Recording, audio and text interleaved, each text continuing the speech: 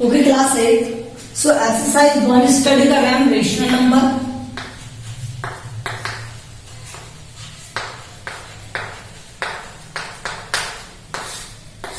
देखो हमने basic structure इसका स्टडी कर लिया, मल्टीप्लाई कैसे करते हैं, डिवाइड कैसे करते हैं, ये सब कुछ। अब हम इसके मेन स्ट्रक्चर पर आते हैं कि इसको क्यों दिया गया, मतलब 8th क्लास में हमने क्या स्टडी करना है। तो हमें स्टडी करना है प्रॉपर्टी स्टडी करना है और नंबर लाइन पर इनका रिप्रेजेंटेशन स्टडी करना है। ठीक है, तो क्या स्पेशल है इसमें, देखो प्रॉपर्टीज। फर्स्ट क्लोजर प्रॉपर्टी क्या होती है, आपने स्टडी किया होगा ना क्लोजर प्रॉपर्टी क्या होती है। तो closure property says that if two numbers are given, अगर आपको कोई दो नंबर दे दे, ठीक है, और वो दोनों नंबर सेम टाइप के, टाइप से मतलब क्या है, नंबर के टाइप्स पता है ना आपको किस टाइप के होते हैं, जैसे natural number, whole number, integer, ठीक है, इस तरह से रेशनल।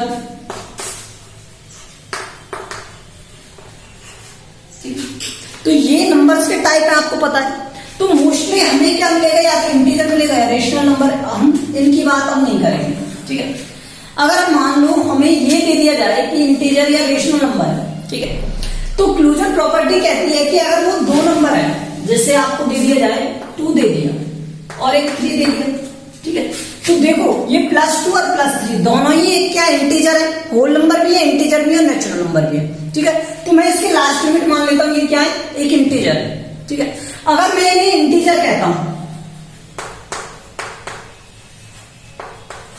और मैंने कहा इन दोनों का आपको ऐड करना है, क्या करना है, एडिशन। तो आपने कहा कि a + b ऐड किया मैंने 3 और आंसर आ गया c, मतलब 5। तो यहां से जो आंसर आ रहा है वो क्या है, एक इंटीजर होना चाहिए। क्या होना चाहिए, इंटीजर। अगर मैं यहां लेफ्ट हैंड साइड में इंटीजर नंबर लेके चल रहा हूं तो राइट हैंड साइड में मुझे क्या गेन होना चाहिए, इंटीजर गेन होना चाहिए। हमने कहा ठीक है सर, ऐसा तो जनरली होता ही है, लेकिन ऐसा नहीं होता। देखो क्यों नहीं होता, जब हम एडिशन की बात करते हैं, किसकी बात करते हैं, एडिशन की। तो एडिशन में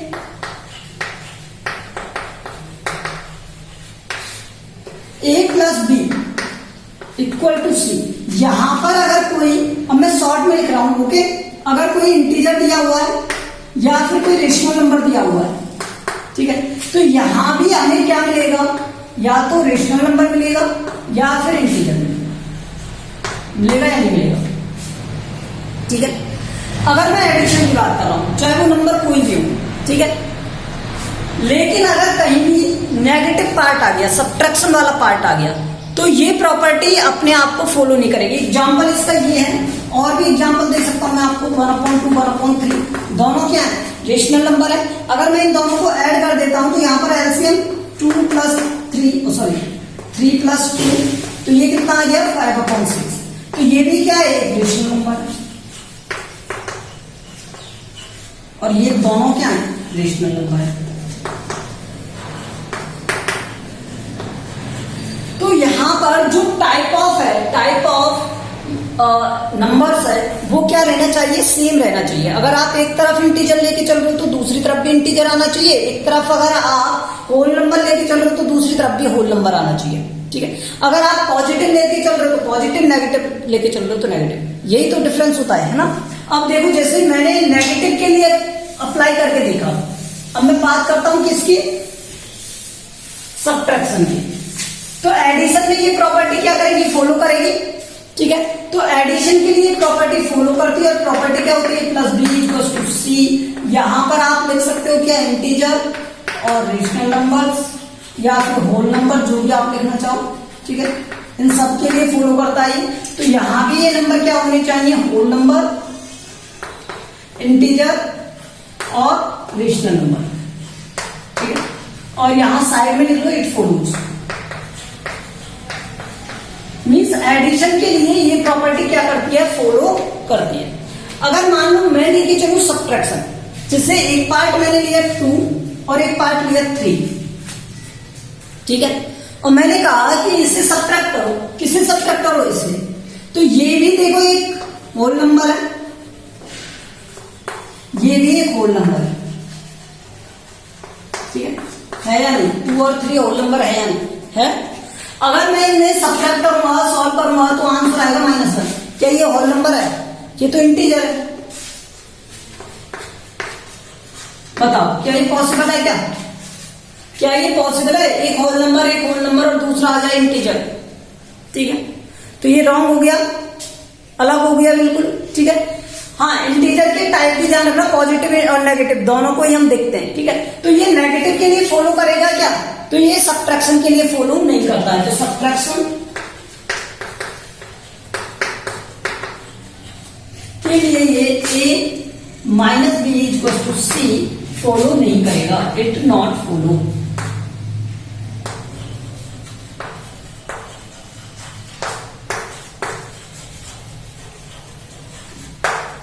ठीक है, it does not follow. Okay, ये ध्यान रखेंगे हम। देखो आपको है ना क्वेश्चन किस तरह से आता है, what is the closure property and give example for the follow. मतलब एडिशन के लिए फॉलो पूछ लिया, नंबर दे देगा कोई 2 और 3 दे दिए, 4 5 दे दिए, तो बताओ इसे फॉलो करेगा या नहीं करेगा। तो ये 1 मार्क्स 2 मार्क्स का क्वेश्चन, 2 मार्क्स तक का क्वेश्चन यहां से बन सकता है इस तरह से। ठीक है, थर्ड आपका बनता है क्या? मल्टीप्लिकेशन।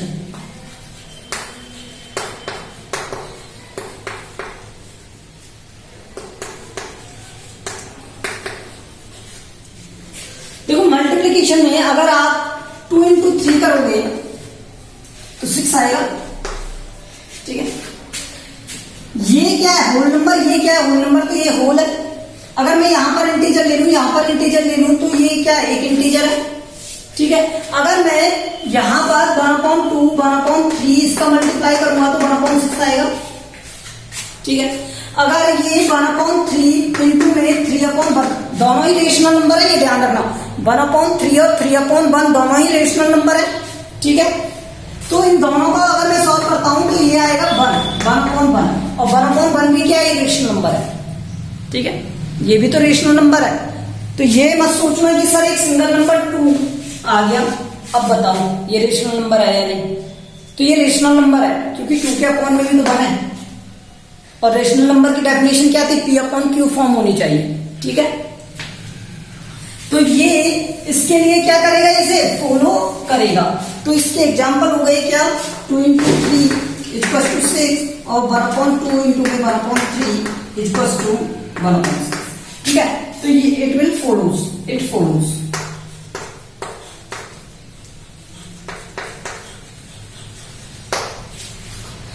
तो ये मल्टीप्लिकेशन के लिए क्या करेगा? फॉलो करेगा।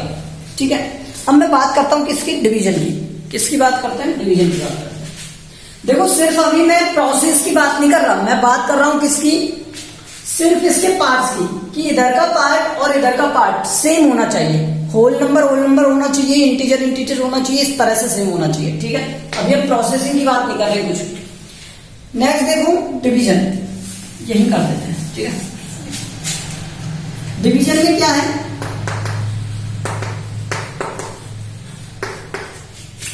अगर मान लो आपको दे दिया जाए A/B, ये दे दिया जाए इक्वल टू C। मान लो मैं आपको कह दूं 4/2 मीन्स 4/2, तो दैट इज 2। अब तो ये सही है, लेकिन अगर मैं इसे उल्टा कर दूं 2/4 तो आंसर क्या आएगा? क्योंकि ये 2/4 ही तो है। 2/4 का मीन्स क्या है? 2/4, तो ये 1 टाइम और ये 2 टाइम, तो आंसर क्या आ गया? 1/2। अब मुझे आप बताओ क्या ये 1/2, देखो ये होल नंबर है, ये होल नंबर है, क्या ये होल नंबर है? नहीं है। तो क्या डिवीजन में ये फॉलो करेगा? नहीं करेगा। तो इसमें लिख देंगे it does not follow, it does not follow.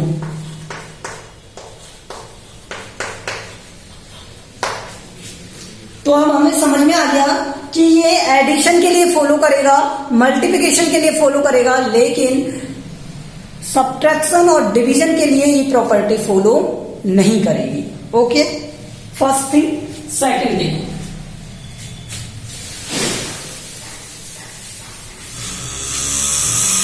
Commutative property. Second is commutative property.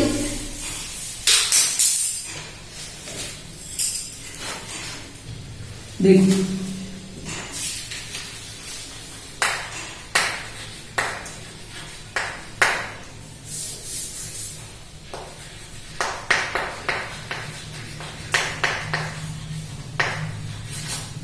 Commutative property क्या कहती है? कम्यूटेटिव प्रॉपर्टी कहती है कि अगर मैं आपके गिवन नंबर्स को एक्सचेंज कर दूं, मीन्स अगर आपको जैसे दे दिया जाए दो नंबर, मान लो आपको दे दिया एक 3 और एक 4, ठीक है, और मैं कोई भी प्रोसेस कर रहा हूं, कोई भी, जैसे एडिशन, सब्ट्रैक्शन, मल्टीप्लिकेशन, डिवीजन, कोई भी, तो वो कहता है कि अगर मैं इन दोनों को रिप्लेस कर दूं, मतलब 3 की जगह 4 और 4 की जगह 3 लिख दूं, तो मुझे जो रिजल्ट पहले फाइंड हो रहा था वही रिजल्ट फाइंड होगा क्या, ये पूछा उसने। मीन्स अगर मुझे दे दिया जाए कि A and B will replace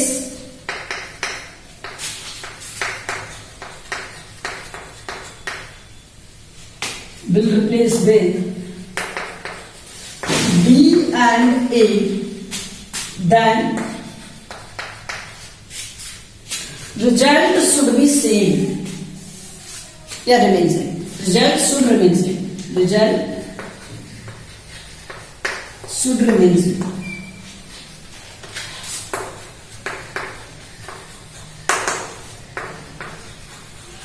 possible है क्या? एडिशन में देखते हैं।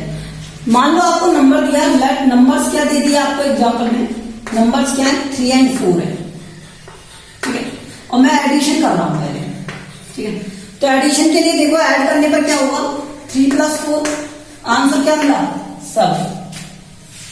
अब मैंने इसे रिप्लेस कर दिया, तो ये लो ए की जगह बी और बी की जगह ए, दोनों रिप्लेस हो गए, क्या कोई चेंज हुआ? अब भी 7 ही आएगा, ठीक है, तो यहां पर कोई डिफरेंस आ रहा है क्या? नहीं आ रहा। तो ये जो वैल्यू है वो आप किसी के लिए अप्लाई करो। मान लो मैं इस तरह से आपको दे दूं 1/7 और 1/14, मान लो ये दे दिया, ठीक है, इन दोनों का अगर मैं सॉल्व करता हूं तो कितना आ जाएगा 14, 2 + 1 3/14। अब किसी ने कहा सर इसे रिप्लेस करके बताओ, तो मैंने रिप्लेस कर दिया, देखो ये 1/14 से और 1/7 से, तो यहां पर 14, 1, 2, आंसर क्या आएगा 3/14। बताओ मुझे क्या दोनों का आंसर सेम है या अलग अलग है, डिफरेंट है या फिर सेम है? दोनों का आंसर सेम आ रहा है, तो ये प्रॉपर्टी एडिशन के लिए फॉलो करेगी, ठीक है, तो इट फॉलोज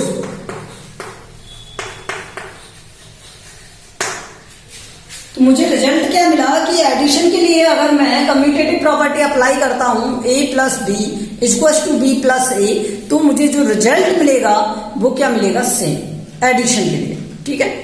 नेक्स्ट देखो क्या डिफरेंस में भी ऐसा होगा, अगर मैं सब्ट्रैक्ट करता हूं क्या ऐसा ही होगा? तो देखते हैं, 4 नीचे कर ले, सब्ट्रैक्ट इसी के साथ subtract,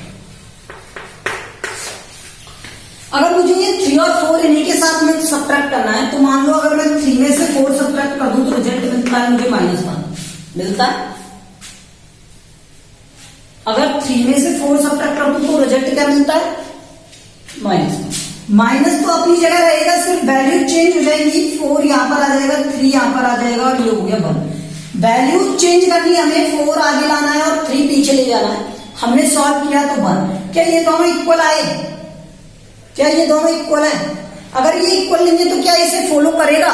no, it does not follow, it does not follow.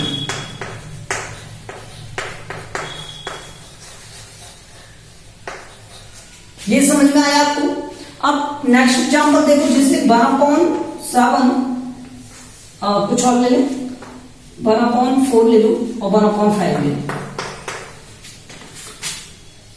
Subtract किया तो यहां पर 5 - 4, ठीक है, यहां पर क्या है 20, तो 1/20, कोई प्रॉब्लम नहीं। अब मैंने क्या किया, वैल्यूज को रिप्लेस कर दिया, 1/5 - 1/4, ठीक है, तो यहां से कितना हो गया 20, यहां से 4 - 5, तो ये आया -1/20। तो देखो ये +1/20 है, ये -1/20 है,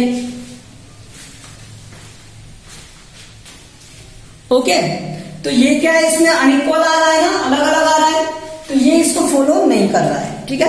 चाहे आप कोई भी नंबर ले लो, प्रॉपर्टी सेम रहेगी, ठीक है। अब देखो नेक्स्ट,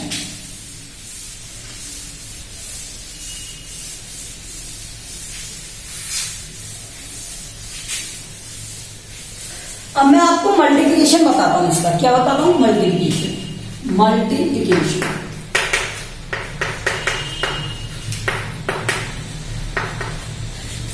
3 into 4 लिख रहा है, तो इसका आंसर क्या आ गया? 12। और मैंने इसे एक्सचेंज किया तो ये 4 into 3, आंसर क्या आ गया? 12। तो ये इसे फॉलो करेगा ना। इसी तरह से अगर मान लो मैं 1/3 और 1/2 ले लूं, इन दोनों का आंसर क्या आएगा? 1/6। और यहाँ पर 1/2 और 1/3 लिख दूं, तब भी आंसर क्या आएगा? 1/6। बताओ, ये दोनों सेम है, ये दोनों सेम है, कोई चेंज आ रहा है क्या? सेम ही आंसर तो आ रहा है। तो इसका मीन्स मल्टीप्लिकेशन के लिए ये प्रॉपर्टी क्या करेगी? फॉलो करेगी, ठीक है। तो इट फॉलोज। अब देखो डिवीजन।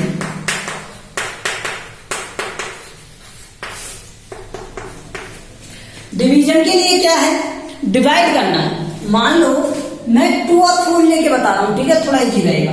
2 इज डिवाइड बाई 4, तो आंसर क्या आ रहा था? अभी जस्ट वाला सेम रूल, ठीक है। तो आंसर क्या आ रहा था? 1/2, क्योंकि 4 का डिवाइड किया है 2 में। ध्यान रखना, पीछे वाले से डिवाइड करते हैं आगे वाले में। तो 2 में डिवाइड कर रहे हो 4 का, तो 1/2 आएगा। और अगर मैं इसे चेंज कर दूं, 4/2 लिख दूं, तो आंसर क्या आएगा? 2। क्या ये दोनों सेम है? नहीं है, तो इट डज नॉट फॉलो। इसी तरह मान लो आपको दे दिया जाए 1/3 डिवाइड बाई 1/6। मैंने इसे सॉल्व किया। आपको फ्रैक्शन सॉल्व करना आता है ना। जब हम इस तरह से डिवीजन को सॉल्व करते हैं तो क्या करते हैं? 1/3 डिवाइड का साइन मल्टीप्लाई में चेंज हो जाता है, और यहाँ पर पीछे वाला नंबर रेसिप्रोकल हो जाता है। तो आंसर क्या आ गया? 2 आ गया। पीछे वाले नंबर को रेसिप्रोकल करके लिख देते हैं और सॉल्व कर देते हैं, 2 आ गया। इसी तरह से देखो 1/3 की जगह 1/6 डिवाइड बाय 1/3, और आंसर क्या आ गया? 1/6 मल्टीप्लाई विद 3/1, तो आंसर आ गया 1/3। बताओ क्या दोनों इक्वल हैं? क्या नहीं है। तो ये अगर इक्वल नहीं है तो फिर ये क्या हो गया? It does not follow.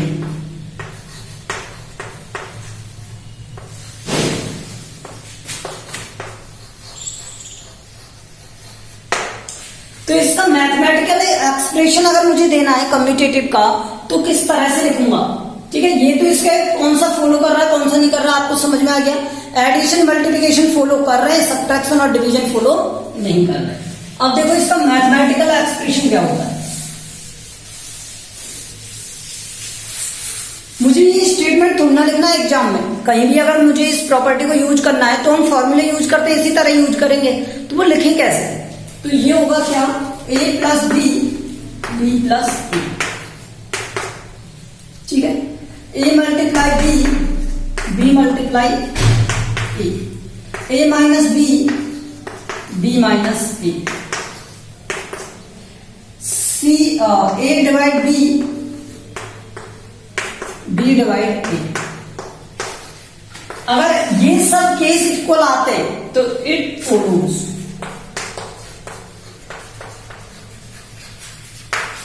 अगर कहीं भी ऐसा लगता है कि ये सेम नहीं आ रहे, ए और बी को रिप्लेस करने पर आंसर सेम नहीं आ रहा है, तो फिर इट डज नॉट फॉलो, ठीक है। तो ये इसका क्या है? मैथमेटिकल एक्सप्रेशन है कि हम इसको किस तरह से लिखते हैं और यूज कैसे लेते हैं। Okay, remaining we will study remaining 2 properties और रह गई हैं आपकी, वो हम नेक्स्ट में पढ़ेंगे, एसोसिएटिव और डिस्ट्रीब्यूटिव। Thank you.